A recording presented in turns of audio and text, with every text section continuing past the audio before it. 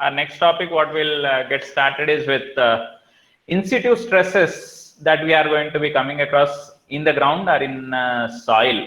Okay.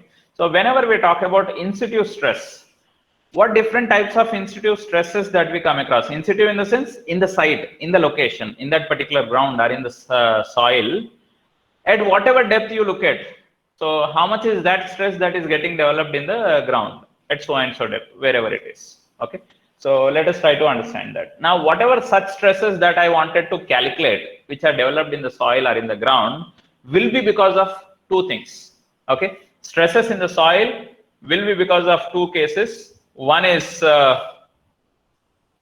due to the self-weight of the material itself, or otherwise I can call it as the effect of gravity. Due to the effect of gravity itself, you will see some amount of stresses getting developed in the ground. You need not have any superstructural load, or you need not have anything to be existing above the ground level. Okay, you don't require any superstructure load to be transferred and so on. Just by the self-weight of the soil itself, you will have some stresses getting developed in the ground or in the soil. That is what we are going to be calling it as stress in the soil due to the self-weight, which we will be talking in this particular course, that is soil mechanics. So how to calculate the stress in the soil due to the effect of self-weight of the soil. That is what we will be trying to restrict ourselves in this particular course.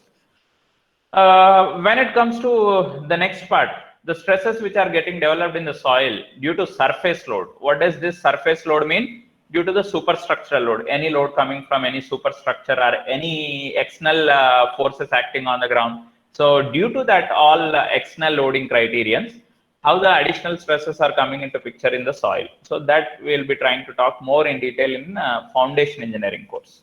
So as of this course is concerned, we'll restrict ourselves, or we'll just try to have an idea of how to calculate the stresses in the soil only in taking into consideration of your self-weight of soil.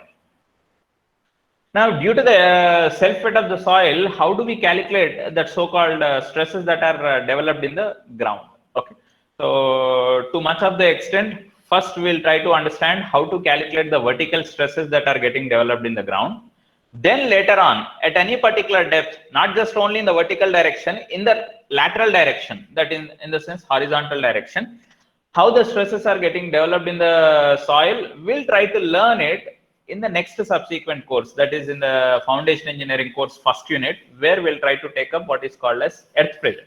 So in the concept of earth pressure, there we'll try to understand how to calculate your lateral stresses, horizontal stresses that are getting developed in the ground. So for now, we'll just try to talk the stress. Whenever we say stress, it's nothing but it is the vertical stress is what we are in general referring to. Okay. So that vertical stress which we are going to be talking about, how much is it getting developed because of the self-weight of the soil? So that is what we'll try to look at. The vertical stress, let's say I'm trying to consider a small soil element, where this small soil element are at some particular point, let's say point A, where this point A is at a depth of Z meters below the ground level, below the ground surface. I have chosen some point A where I want to calculate how much is that vertical stress that is getting developed. Okay. So how much is the vertical stress that is getting developed at point A, which is there at a depth of Z meters below the ground level means, so the stress, what I am calculating is because of only the self-weight of the soil. So when I say only because of the self-weight of the soil, first I have to understand what are the properties of the soil which is existing. Okay, property of the soil in the sense, basically the unit weight, what we'll be looking at. What is the unit weight of the soil? And where is that point where you are trying to calculate the stress? Okay, here I have chosen a point A, which is there at a depth of Z meters below the ground surface. Now, at that point A position, how much is that so-called vertical stress that is getting developed? How much vertical stress is getting developed because of the self-weight of the soil, which is there over a depth of Z meters. Okay, very clear. Where the unit weight of the soil is something, let's say gamma is the unit weight of the soil, and the point A is there at a depth of Z meters below the ground surface. So how much is that so-called vertical stress? It's not basically OZ, it's sigma Z. Okay, it's a mistake. So it is sigma Z. Sigma is nothing but it's the normal stress, where I am trying to talk about that normal stress at a depth of Z meters below the ground surface. Okay. So that normal stress, or that so-called vertical stress, how do we calculate because of the effect of self-weight? Okay, so because of the effect of self weight, it can be determined simply from the mass of the overlying material, whatever the soil that is there above the point A. So because of the mass of that soil which is there over a depth of Z meters, I'll be trying to calculate how much is that so-called vertical stress. Okay. Yeah. Small correction. It's not Y. It's gamma. Okay. So the vertical stress on element A can be determined simply for the mass of the overlying material. If gamma represents the unit weight of the soil, the vertical stress then what we try to calculate at a depth of Z meters is nothing but it is equal to unit weight of soil into the depth, at what depth you want to calculate the stress. So simple, nothing but vertical stress at any particular depth is nothing but it is equal to the unit weight of the soil what we are looking at into the corresponding depth at which you are looking at that particular stress. Okay, simple. Unit weight of soil into what depth? Z meters. Now, if you just try to look at this variation of stress with the depth, how is that vertical stress developed in the ground is going to be varying with the depth. If I look at my expression, look at this expression. So it says that sigma Z actually, this is sigma Z. Okay. So sigma Z is equal to gamma into Z. Now your so-called sigma Z is what? Vertical stress. How is it varying with the depth is what I want to calculate. Now sigma Z is directly proportional to the depth. At what depth you are trying to calculate your vertical stress. Okay. So with increase in depth, obviously the self weight of the soil is going to increase. So that's what is that we see from this distribution curve. Okay. So from this distribution, what we understand is that with the increase in depth, the subsequent effect of the self weight of the soil is increasing. Automatically, as the self weight of the soil is increasing, the stresses, whatever you try to calculate at deeper and deeper depths, are going to be more and more and more. That's what we try to, that's what we need to be understanding. Okay. So from this particular expression, I can say simply sigma Z is directly proportional to the depth. So at Z is equal to 0, what does Z is equal to 0 mean? Z equal to 0 indicates ground surface. Okay. When I say at ground, do I have any soil existing above the ground? No soil is existing. Or there is no material actually existing above the ground level in this case. Sometimes you might have some water body or some other cases. There, yes, because of the water body also will have some self weight of the material, self weight of water existing there. Okay. But in this case, above the ground surface, I don't have anything. So as I don't have anything above the ground surface, so automatically the vertical stress that we are going to have at the ground, it's simply equal to 0. And as I move into deeper and deeper depths, then the vertical stress, what I am going to be calculating as I move into deeper depths, will be directly proportional to the depth where you are trying to calculate that particular vertical stress. Let's say, for example, at a depth of 1 meter, I want to know how much is the vertical stress, where the unit weight of the soil is something 18 kilonewton per meter cube. I'm just taking a reference. So if unit weight is 18 kilonewton per meter cube, and Z at which I am trying to calculating the vertical stress is at a depth which is equal to 1 meter. So what becomes my vertical stress at a depth of 1 meter means unit weight is 18 into depth what you are considering is 1. So it is 18 into 1 which is equal to 18 kilonewton per meter square. In the other way, I can simply write it as 18 kilopascals is going to be my vertical stress at a depth of 1 meter. Now, likewise, at a depth of 2 meters, if I want to calculate how much is that vertical stress because of the self weight of the soil. So soil has got unit weight 18 into at what depth? 2 meters. So 18 into 2, 36 kilonewton per meter square. Likewise, at whatever depth you wanted to calculate. Okay. So your vertical stress can be calculated, and I could clearly see that the sigma Z what we are trying to calculate is directly proportional to your Z value.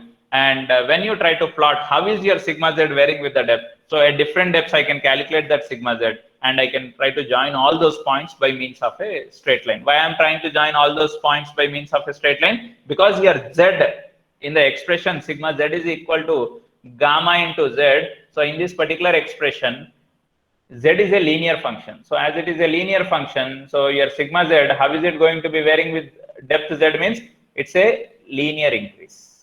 Okay, this variation is going to be a linear increase. Yeah. So the earlier plot what we had is valid when the soil is homogeneous. Homogeneous in the sense the property of the soil is same, where the unit weight of the soil is same. So if it is a single layered soil, in the other way I can say it's a single layered soil, which indicates that the soil is homogeneous and isotropic. So automatically we consider the unit weight of the soil, whichever is there throughout, is same. But in case if I'm trying to refer to the case of stratified soil in the sense, if I have some layered soil, what would happen in the case of the layered soil? You cannot simply say at whatever depth I want to calculate vertical stress, I cannot simply write it as gamma into that particular depth. Because once I say it is a layered soil, I have to understand what are the different soil layers that are existing above the chosen point where I want to calculate the stress. If I want to calculate the stress here, then do I have the same soil above this point, or do I have different layers of soil? If I have different layers of soil, then I have to calculate because of each layer of soil, how much is that stress getting developed here. And then I have to add everything.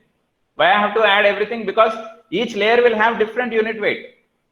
If soil unit weight of the soil of each layer is something different, then your so-called vertical stress that we try to calculate at some particular chosen depth, Z meters, so that has to take into consideration of the unit weight of each of that layer and its corresponding height of that particular layer. Okay, so let us try to see how to calculate how much is my stress that I wanted to calculate. Let's say, for example, at this particular depth, let's say this depth, what I am trying to talk about is something Z meters below the ground surface. I'm just trying to randomly consider some depth where I want to calculate how much is the vertical stress that got developed in the ground because of the self weight of the soil, which is there above that point. Now, how many layers of material is there? Layer 1, which has got some height H1 is there. Layer 2, which has got some height H2 is there. And somewhere in between that layer 3, I have considered your respective point. Layer 1 has got the unit weight gamma 1. Layer 2 has got the unit weight gamma 2, and subsequently layer 3 has got the unit weight gamma 3. Now, how much is my vertical stress at the depth Z meters below the ground level? What becomes my vertical stress at the depth Z meters below the ground level? Now, the stress, whatever is getting developed at a depth Z meters below the ground level, that means at this depth I am trying to talk about. So, at this particular depth, how much is the vertical stress that got developed in the ground? That will be because of this layer of soil, and this portion of the soil layer. Okay. So, in total, this complete depth of the soil strata has to be taken into consideration in the calculation of the vertical stress developed at a depth Z meters below the ground level. Now, how do I calculate how much is the vertical stress at the depth of Z meters below the ground level? Means because of this layer 1, that means this one. How much is the vertical stress contribution coming into picture? Okay, so I am taking into consideration of complete layer 1 because my Z depth is here, layer 1 is here. So due to when I want to calculate the stress at this depth position, automatically the effect of this layer 1 should be taken into consideration, effect of layer 2 should be taken into consideration, and some portion of this layer 3 also should be taken into consideration. Then only I'll be getting what is my total vertical stress at the depth of Z meters below the ground level. Okay, so that's simply what I can write it as. Stress at a depth of Z meters below the ground level is what I can simply write it as unit weight of soil layer 1 into the height of that soil layer 1, which gives me the total effect of soil layer 1. Next, unit weight of soil layer 2 into the height of that layer 2, which gives me the contribution coming because of the effect of your soil layer 2. Next, so on. If I have n number of layers existing above that particular point, unit weight of that soil layer into its corresponding height, plus so on up to this much additional depth I have to look for. When I say this much additional depth, what is this depth equal to? This depth is nothing but it is equal to out of Z, Z1 is gone, Z2 is gone. Then remaining is nothing but Z minus of Z1 plus Z2. For that much depth of the soil layer, which has got a unit weight gamma 3, so you will be calculating an additional stress, how much it is. And then accordingly, you will be saying how much is my total vertical stress that is developed in that particular ground. That's how you can try to calculate. Now, if you want, you can just try to look at here. Okay. So at this depth, if I want to calculate how much is the vertical stress, then I can simply say that the unit weight of the soil that is there above this position into the corresponding depth from the ground surface. It's nothing but gamma 1 into H1 defines me what is the vertical stress existing in the soil layer at this particular depth position. At this depth from the ground, how much is the vertical stress developed in the ground? It's nothing but gamma 1 into H1. Now, at this depth, if I want to know how much is the vertical stress that got developed in the ground, so it is nothing but it is because of this layer plus because of this layer.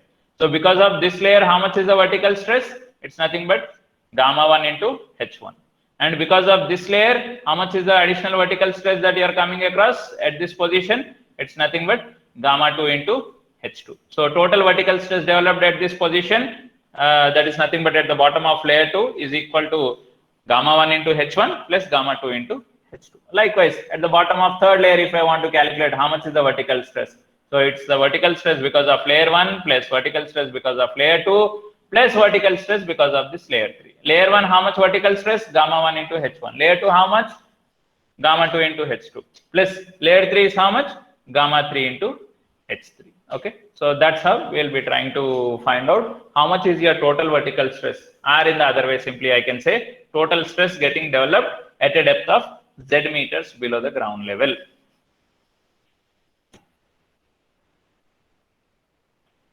Okay, in case if I have got some surcharge effect existing in the ground, what does this surcharge effect mean? Always you may not have what is called as ground from where the soil is getting started. Sometimes you might also have some water body existing. Okay, or sometimes, let's say for example, if I want to complete the process of consolidation, or if I want to complete the process of proper compaction, then what we try to do is you get some external load, you apply that external load, and because of that applied external loading for certain period of time, you see that the compression is taking place in the ground. Okay, so that could be one case. Or in places of maybe some water pond areas, let's say it's a lake. At the end of summer season, you don't have, for example, you don't have any water storage there.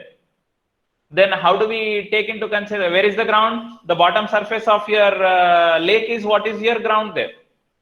But in the case of rainy season or in the case of winter season, above the ground surface, you have the level of water also sometimes. So self weight of that water should also be taken into consideration. Okay, so that so-called self weights additionally coming into picture, which are existing above the ground surface, is what we call it as surcharge. Surcharge is an additional loading what is existing over and above your ground surface because of effect of any material that is being placed above the existing ground surface, above the original ground surface, then that additional stress is coming into picture because of that additional material which is existing. It could be water, it could be any other additional layer of soil which you are trying to place there. So whatever it is, so that additional is what we call it as surcharge. What is being applied above the existing ground level. Okay, that is what we call it as surcharge load.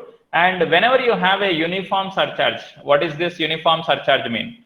Wherever you see the ground, here or here or here or wherever it is, on that ground, across, wherever I am looking at, so there I have the same intensity of surcharge existing everywhere. Okay, it's a uniform pressure actually. This so-called surcharge what you are trying to talk about, it's nothing but a uniform pressure, whatever is expected to be existing on the ground in a uniform manner. Or in sometimes what happens is original ground could have been something till here,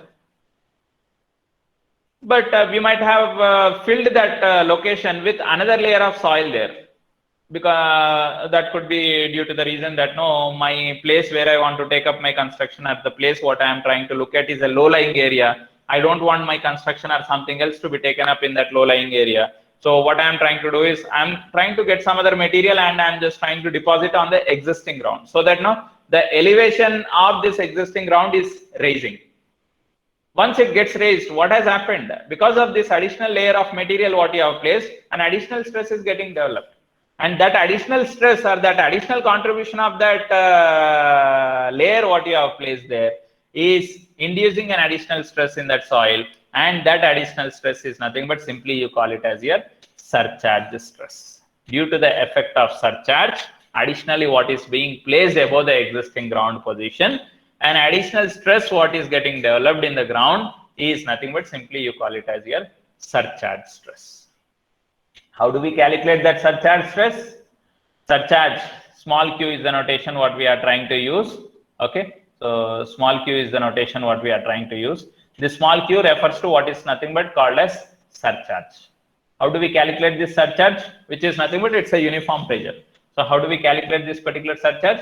It's nothing but it is equal to the unit weight of this particular material, whatever is there in this particular depth, into the corresponding height. Unit weight of the material into corresponding height is going to give you what is called as your surcharge. If you look at here, if I say an external surcharge is being applied, which is equal to Q at the ground level, with increase in depth below the ground level, what is happening to your vertical stresses that are getting developed in the ground? Okay, so at the ground level, how much is the vertical stress? Earlier, the vertical stress which was getting developed at the ground level was nothing but it is equal to 0, because you don't have anything above the ground surface. So vertical stress at the ground was 0. But now here in this case, how much is that vertical stress existing at the ground level? It's not 0, because you have some other additional material existing above the ground surface. Maybe because of the rise in water level, or maybe because of an additional layer of soil which is being placed, or maybe something else, an external load which is being applied uniformly over that particular area. So that additional thing what you are trying to place there is trying to induce an extra stress in the ground, and that extra stress which is automatically coming into picture in the ground at the ground level is nothing but you are writing it as surcharge stress. At the ground, how much is the stress value that is getting developed? Earlier it was Q only, earlier it was 0 when you didn't had any surcharge. But now at the ground surface, how much is the vertical stress? It's nothing but it is equal to the amount of surcharge what is being applied on that particular ground surface. So at the ground, how much is that pressure additionally getting transferred, which is nothing but we are calling it as a surcharge. Now, as you move into the deeper depth, what is going to happen? As you move into the deeper depth, if we are trying to calculate how much is my vertical stress that is getting developed in the ground, earlier you could have seen this same expression. At a depth Z meters, if I want to calculate how much is my vertical stress, so it's simply nothing but gamma into Z. But now here additionally what I am coming across is with your surcharge stress. Okay, so throughout the depth, as you move into deeper and deeper depths, the amount of stress that is getting developed in the ground is increasing by a value which is equal to surcharge. Okay. Now look at here. What does this vertical stress mean? What is that vertical stress that we are trying to refer to? Okay. So what does the vertical stress mean? Vertical stress is nothing but that we are trying to calculate in taking consideration of your self-weight of the soil, and basically this self-weight of the soil, as you move into deeper depth, self-weight of the soil increases. So when self-weight of the soil increases, the amount of vertical stress getting developed in the ground at different depths also increases. Now, whenever we are trying to talk about this self-weight is nothing but your geostatic condition. Geostatic in the sense only taking into consideration of the soil weight itself. Under static condition, there is no movement of the ground or anything else. So under that static condition, due to the effect of soil material alone, you are trying to talk about stress. Okay, so and that stress, we have three different types of stresses which we will be trying to talk about now. Okay, one is nothing but your vertical stress. In the other way, we simply also call it as your total stress. I repeat, that so-called vertical stress, till now what you were in a simplest way you are referring is what we call it as your total stress. Sigma T is what we can write it, or sigma total is what I can write it, or simply I can write it as sigma or sigma V also. Okay, V specifically indicates vertical. In simplest way, if you write sigma also, it indicates the vertical stress only, total vertical stress. Okay, another term that I am going to be introduced now here is nothing but effective stress, which I am going to be indicating it as sigma dash. Okay, dash here is going to indicate you what is that which type of stress we are trying to talk about there, means it is nothing but the effective stress. And this small u notation, obviously we are already introduced to this particular notation, which we call it as your pore water pressure. Now what does this word pore water pressure means? It's nothing but the amount of pressure which is being developed inside the pore spaces, inside the void space in that particular soil strata. So that is what we call it as your pore water pressure. So how do we calculate this pore water pressure? We have seen earlier also. The pore water pressure is nothing but it is equal to the unit weight of fluid which is there in the pore spaces. Here in our case, it is nothing but water. Okay, unit weight of water into pressure head. Okay, so how much is the pressure head existing there? So that pressure head value into the corresponding unit weight of water, if you try to multiply, you'll be getting what is called as your pore water pressure. And total stress, how do we calculate? Total stress sigma simply is nothing but gamma into Z gives me what is my total stress, a total vertical stress. Once I know what is my total vertical stress and once I know how to calculate my pore water pressure, then your effective stress, which we are referring here as sigma dash. So sigma dash is nothing but we write it as sigma minus pore water pressure. So sigma dash is nothing but sigma minus u, where sigma is total stress, u is your pore water pressure. So if I know how to calculate the total stress, if I know how to calculate the pore water pressure at whichever depth you are trying to look at, then total stress minus pore water pressure is what you are going to be writing it as effective stress. Okay, let me technically understand. When I try to calculate the total stress, did we take into consideration of only solid particles? Did we take into consideration of only material there which is there, which is inside the void spaces? No, I said self-weight of the soil. I didn't say soil solids or water. When I say soil, soil contains both solid particles as well as water. So weight coming into picture because of the solid particles is taken into consideration in the calculation of total stress, as well as the water particles which are there in the void spaces. That effect is also taken into consideration. So when you try to talk about the total stress calculation, so total stress is what we refer to that of the complete soil. Because of the complete soil particles or because of the complete soil, we are trying to calculate the so-called total stress. Now, what is pore water pressure? It is because of the water particle which is there inside the void spaces. Due to that only, we are trying to define some pressure what is getting developed, and that is what we are calling it as your pore water pressure. From the total soil, pore water pressure indicates effect of water inside the pore space. Next, then what does exclusively effective stress mean? Effective stress, I am saying total stress minus pore water pressure. What is total stress referring to? Complete soil, from which what is pore water being subtracted due to the effect of water. Then what is remaining from the complete soil? If water effect is removed, then what is existing is the effect of stresses that are getting developed between one solid particle to the other solid particle existing in the soil skeleton structure. Okay, I repeat, total stress is what we are trying to define in taking in consideration of complete soil. Effective stress is what we define in taking consideration of solid particles. Pore water pressure is what we are trying to talk about. This can be called as pore water pressure, or we also call it as neutral stress. I repeat, neutral stress. Okay, so pore water pressure is what we are trying to calculate by taking into consideration of your water particles. Okay, so I can try to write down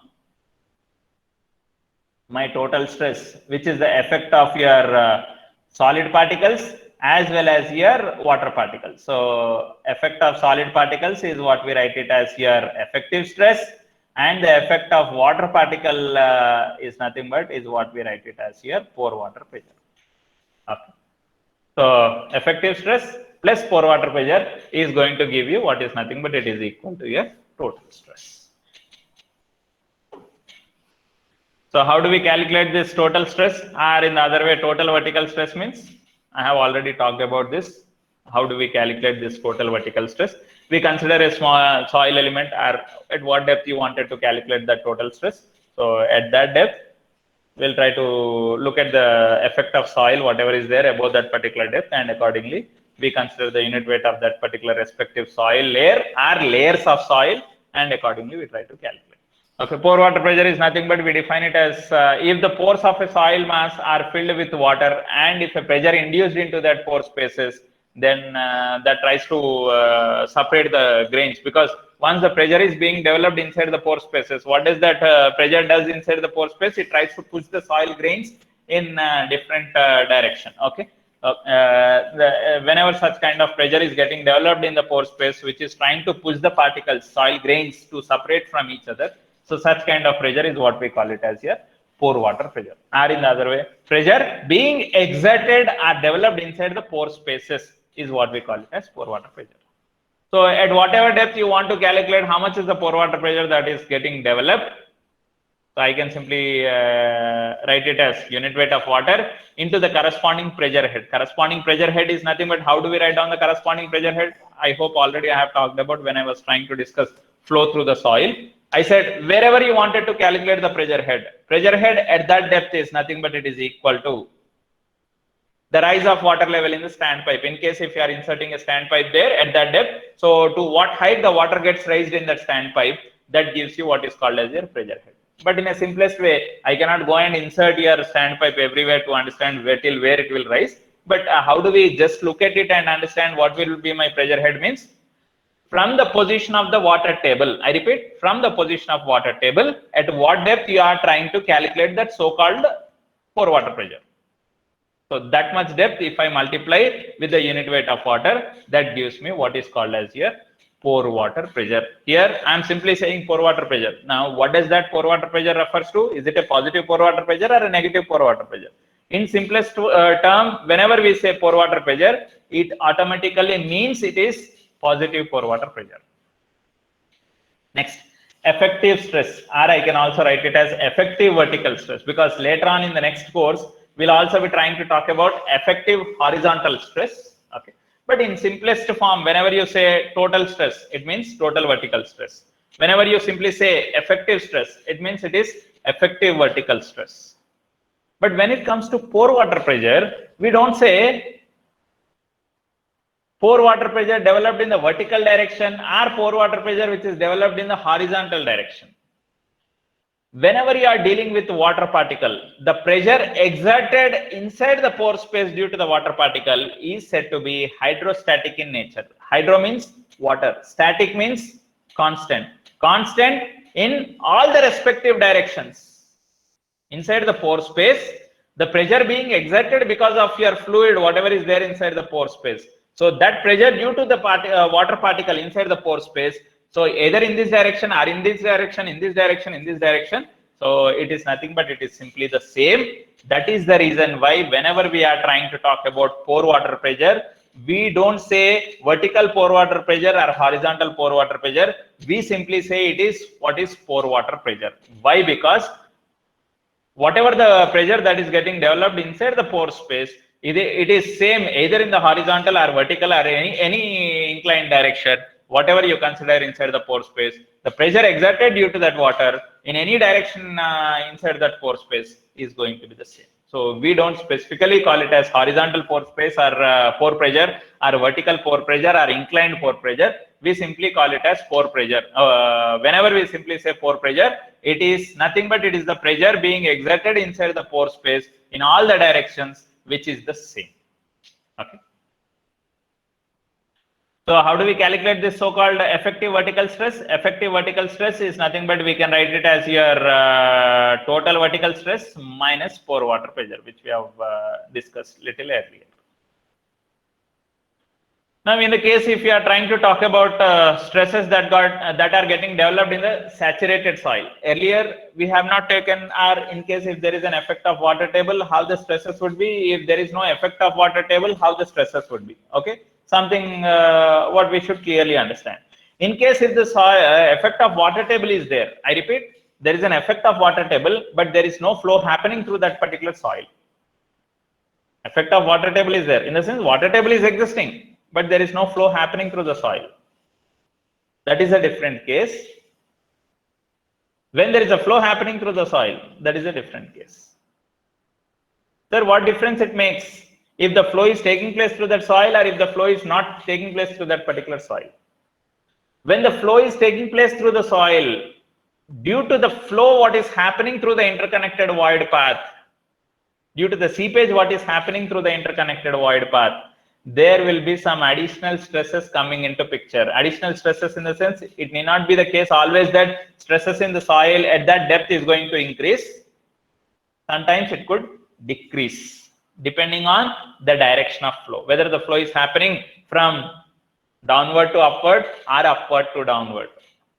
Accordingly, when I try to calculate your so-called vertical stress or maybe your effective stress, pore water pressure and so on, so we would certainly come across with a different approach in calculating the stresses in the ground there whenever you have the seepage happening through the soil.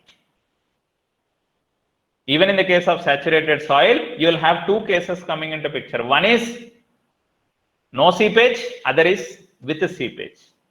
If it is no seepage condition, then the way how we calculate the stresses in the ground is as similar to that of what we have been talking little earlier. But if you have got the case of seepage happening through the soil, then what we should be really very careful with is, I should know how to calculate the pressure head at each and every individual depth in estimating your pore water pressure values. Okay, so because your pressure head, you cannot just simply look at it and say there. It cannot be called as the depth at which your chosen point is there from the position of water table. Okay, so the position of this water table is not going to be constant. Why is it not going to be constant? Once the flow is there, the position of this water table is also fluctuating because of the total head difference between so-called upstream and downstream. As the flow is governed to happen through that particular soil, the stresses developed in the ground are not going to be same as that of the stresses what you simply calculate without the criteria of seepage. Okay, you have to be little careful in understanding that. If water is seeping through the soil, the effective stress, whatever we are going to be calculating at any point in a soil mass, will differ from that of the static case. What does the static case says? There is no flow happening through the soil. Dynamic case in the sense, the seepage happening through the soil. Okay, so when the seepage is taking place through the soil, what would happen is that so-called stresses what you are trying to calculate, they will either increase or they will either decrease depending on the direction of the flow that is taking place through that particular soil. When does they increase? When the pressure head value increases. When does they decrease? When the pressure head value decreases when compared to that of your static condition. So accordingly, your stresses would either increase or would either decrease. The increase in effective pressure is due to the flow of water through the pore space of the soil, and this pressure is nothing but we call it as your seepage pressure. Either the increase or either the decrease, whatever we are trying to talk about. So that increase in effective stress or the decrease in effective stress is all because of the flow which is taking place through the interconnected void space, which we are calling it as seepage. Okay, so due to that seepage, what is happening through the interconnected void path, there is an additional pressure what is getting developed inside the pore spaces, and that additional pressure is what we call it as seepage pressure. Pore water pressure is different, this seepage pressure is different. Pore water pressure is because of the static condition. Pore space is there inside the water particle is there inside the void space, and that water particle is not trying to move anywhere through the interconnected void parts. Okay, that pressure is what we call it as your pore pressure. Now the seepage pressure is because of the seepage happening through the interconnected void path when the flow is taking place through the interconnected void path. So due to that flow criterion, additional stress is getting developed in the ground, and that additional stress is what we are calling it as seepage pressure, which is responsible for causing an increase or a decrease in the so-called effective stress that you are trying to calculate. Okay, so let's look at a case of how to calculate the stresses in saturated soil without seepage. Without seepage means it's a simple static case. There is no flow happening. Okay, so in such case, at a depth, once again, at a depth Z meters below the ground level, or maybe let's say, look at this case. I'm choosing a point. This is that point, point A. Okay, so somewhere is the point A here. Here is the point A. And where is this point A? The point A is there at a depth of something HA from this surface. Okay, from this surface, your point A is there at a depth of HA. And what is that you have above the point A means, to some extent, you have some soil strata above which you have the water body. Soil strata is obviously going to be a saturated soil strata. Why? Because as you have the water table existing there, so obvious that whatever the pore spaces that are there inside that particular soil medium are going to be completely filled with water. And now at a depth of HA from the top, I repeat, from the top, complete top surface, how much is that vertical stress that is getting developed? Means vertical stress at a depth or at the chosen point A is equal to, because of the effect of soil strata, what is there above the point A, plus because of the effect of water over a height of HW, whatever the water that is there over a height of HW, due to the height of HW water body, you have some stress getting developed here, and due to this layer of soil strata, you have some stress getting developed here. And how much is that stress that you want to, that you will be getting at a depth, at a chosen point A, means it's simply equal to, because of the effect of the soil strata, some vertical stress would be there. Because of the effect of this water level here or water body here, some stress would be developed. And that total stress at the depth at the chosen point A is nothing but it is equal to, I'll try to write it. How much is my total stress at the chosen point A? So my total stress at the chosen point A, starting from the top, what I have, water is there. Over what depth the water is there? HW height into, what is the unit weight of that material? It's nothing but gamma W. It's because of the effect of water over a depth HW, I have calculated stress. Next, because of the effect of soil strata. Now, what is the height of that soil strata? It's nothing but out of the total height HA, HW effect is gone. Then remaining is HA minus HW. Okay. So as the soil has got some unit weight, let's say gamma, the soil is a saturated soil. Automatically, we simply write it as saturated unit weight of that particular soil, HA minus HW. That's how I can try to calculate how much is my total stress that is getting developed at point A. Now, if I know what is my total stress, next what is that I wanted to calculate? Pore water pressure. If I know total stress and pore water pressure, then I can say how much is my effective stress. Okay. So total stress is taking into consideration of complete solid particles as well as water particles. Whereas your pore water pressure takes into consideration of the effect of water particles that are there in the pore spaces in order to estimate your stress. So-called pore water pressure, we call it as. Now, at a depth, that's nothing but HA from the top surface, that is at the chosen point A, at this chosen point A, how much is the pore water pressure that is getting developed? So for that, what I can do, insert a standpipe at the point A. Or in the other way, how do I say how much is my pressure head corresponding to point A position? Pressure head corresponding to point A is equal to, from the water table, I repeat, from the water table, the top surface of your water, where is it existing? From the water table, at what depth your point A is there? So from the water table, in this case, point A is existing at a height of HA. So my pore water pressure simply is nothing but unit weight of water into that so-called pressure head, which is equal to HA. That gives me what is called as your total, pore water pressure at the point A position. Total stress already we have seen how to calculate. Now this pore water pressure at point A, we have seen how to calculate. Then what is my effective stress? Effective stress is simply nothing but total stress minus pore water pressure. So total stress is what we have seen earlier. How do we write down? And pore water pressure is what we can write it as gamma W into simply HA. And effective stress is total stress minus pore water pressure, which gives you what is called as your amount of effective stress getting developed at point A position. The same thing what we have talked about. So how do we calculate the stresses in any saturated soil strata at any particular depth? It could be.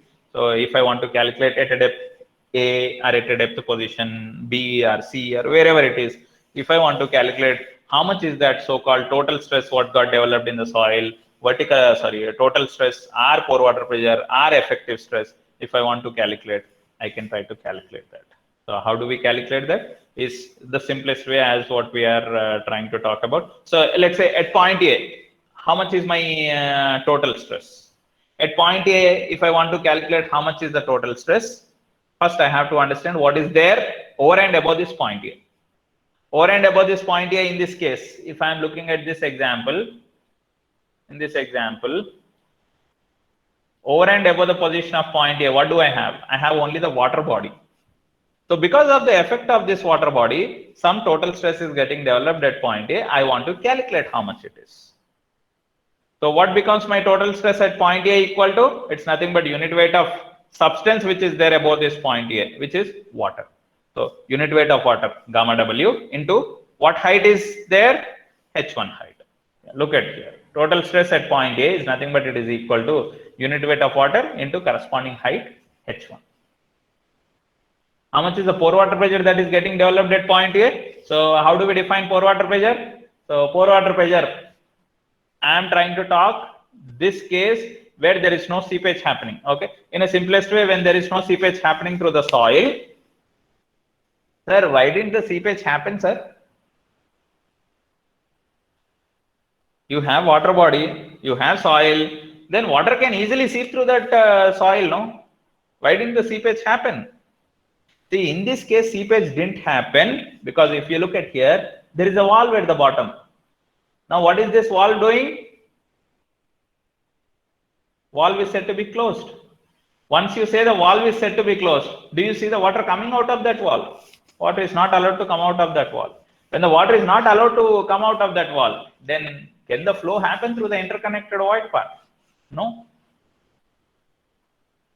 Okay. So now let us understand how much is the pore water pressure that is getting developed at point A. So at point A, how much is the pore water pressure? It is equal to unit weight of water, because pore water pressure we calculate because of water which is there inside the pore spaces. Unit weight of water into the corresponding pressure head. How much is the pressure head corresponding to the position of point A? Point A is here. Water table is here. From the water table position, the topmost free surface of water, that is what we call it as water table. Okay. From the water table position, the point A is at what depth? From the water table position, point A is at a depth of h1 meters. So pore water pressure at point A is equal to simply unit weight of water, that is gamma W, into height h1. Now, how do we write down the effective stress that gets developed at point A? So total stress at point A minus pore water pressure that got developed at point A. Total stress at point A is gamma W into h1. Pore water pressure which got developed at point A is also nothing but gamma W into h1. So effective stress that got developed at point A is nothing but 0 in this case. In the similar way, at point B or maybe at point C, wherever at whichever depth you wanted to calculate how much is your total stress, how much is your pore water pressure, how much is your effective stress, is what we can try to do there. Okay, let's say at point B position, if I want to calculate what is my total stress, so it's nothing but it is equal to the effect of water plus the effect of soil strata. And pore water pressure at point B, if I want to calculate, where is point B? Somewhere here. Where is the water table? It is here. From the water table position, at what depth your chosen point B is existing? As simple, h1 plus h2. That becomes my pressure head there. And once I know my total stress at point B is what I can simply write it as gamma W into h1 because of the h1 layer of water body, and h2 into gamma sat. What does this h2 indicate? It is the height of the soil strata, which is said to be a saturated soil. So the unit weight of that saturated soil is gamma sat. So that gives me what is my total stress that is getting developed at point B. In the same way, pore water pressure, how much is the pore water pressure at that point B? I said pore water pressure at point B is nothing but unit weight of water into, where is this point B from the water table position? The point B is at a height from the water table position, which is h1 plus h2. As simple as that. h1 plus h2 into unit weight of water. That gives you the pore water pressure at point B. Once you know the total stress at point B, once you know what is your pore water pressure at point B, total stress minus pore water pressure, we will be getting it as your effective stress at point B position. So if you want to write down, so gamma W into h1 plus Gamma sat into H2 is your total stress minus of H1 plus H2 into gamma W. If I try to expand this pore water pressure term, I'll be having it as H1 into gamma W plus H2 into gamma W. So gamma W H1 minus of gamma W into H1, both the terms gets cancelled. What I'll have is, for writing down your effective stress is equal to gamma sat into H2 minus gamma W into H2. So in both the terms, I have H2 common. If I take H2 common, what I'll have is gamma sat minus gamma W. It's the saturated unit weight minus unit weight of water. So saturated unit weight minus unit weight of water is what we also call it as submerged unit weight of water. Okay, sorry, submerged unit weight of soil. Saturated unit weight of soil minus the unit weight of water, if you subtract, will be getting the unit weight which we call it as your submerged unit weight of the soil. So similarly, at point C also, if you want to calculate how much is your total stress, how much is the pore water pressure, how much is your effective stress, you can try to calculate. And then later on, according to my necessity, if you wanted to understand in the problem, if you are asked to plot how your total stress, pore water pressure and effective stress varies with the depth, then I can do that. At the top of water table, how much is my total stress? How much is my pore water pressure? How much is the effective stress? At the bottom of water table, not at the bottom of water table. At the top of your soil strata, how much is my total stress? That's nothing but at point A, how much is the total stress? How much is the pore water pressure? How much is the effective stress? At point C position, what is your total stress? What is your pore water pressure? What is your effective stress? At point B position, what is the total stress? What is your pore water pressure? What is your effective stress? So once you know what are your values of total stress at the top, at point A, at point C, at point B position, join all those values by means of a simple straight line, because it's a linear variation curve what we have seen. So once you say it's a linear variation profile, then you can join those points and you can say, okay, that's the profile, and that's a variation of your total stress, how it is varying with the depth, variation of your pore water pressure with depth, and variation of your effective stress with the depth. I'll just stop my discussion with this for today.